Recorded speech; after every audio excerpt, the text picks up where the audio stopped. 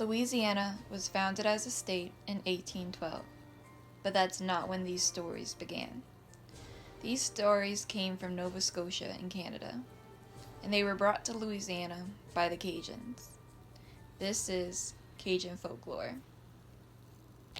Even though it's not talked about as much today as in the past, Cajun folklore is still very well known among the Louisiana residents.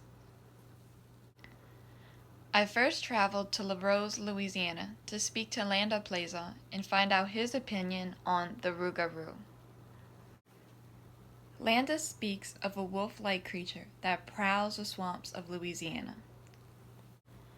The rougarou is the Cajun version of the wolfman, a man turned into a wolf. His transformation takes place at night and maybe under a full moon. Landa advises on how to stay clear of the rougarou from what he was told as a child.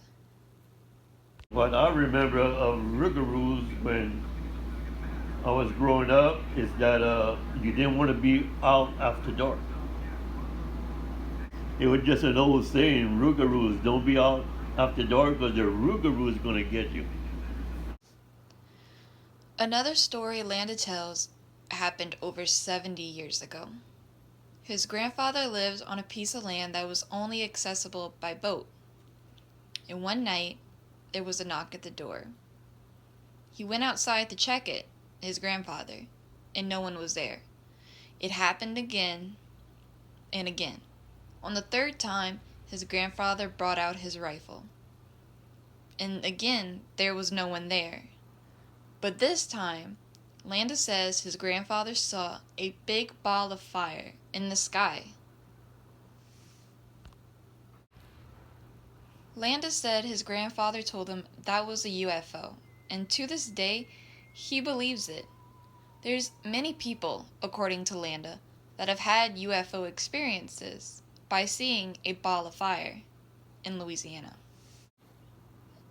Next, I traveled to Montague, Louisiana to speak to Horace LeBeuf Sr. and find out what he has to say about the lutins.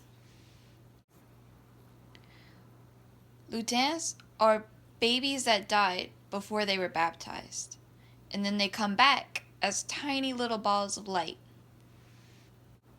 And according to him, lutins like to play tricks on you, like these. They braid your hair.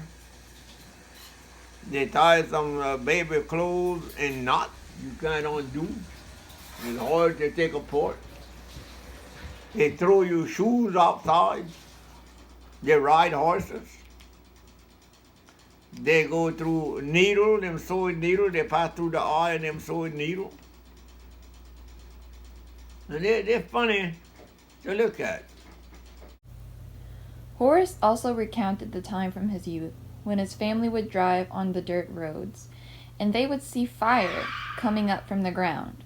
His parents said it was the gas seeping from the earth.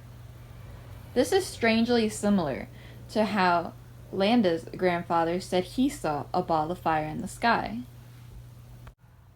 Accounts show that there have been other witnesses that remember fire emerging from strange places. So what does fire have to do with Cajun folklore? Is it just another fable? Why do so many people see it? Horace suggests that fire on the roads is not common anymore because we mainly drive on paved roads. When asked why we don't have sightings of the rougarou or lutins anymore, neither Landa nor Horace could give me a true answer. But what I believe is that people don't have time anymore. Everyone is busy at work. Everyone is inside. If you saw a lutin, could you really know it was one? Or would you just think it was a firefly? If you heard a rustle in the bush, would you really think it was the rougarou? Or would you brush it off as just a wolf or maybe a deer? Something noticed throughout this research is that the younger generation is not as aware of the folklore as the older generation is.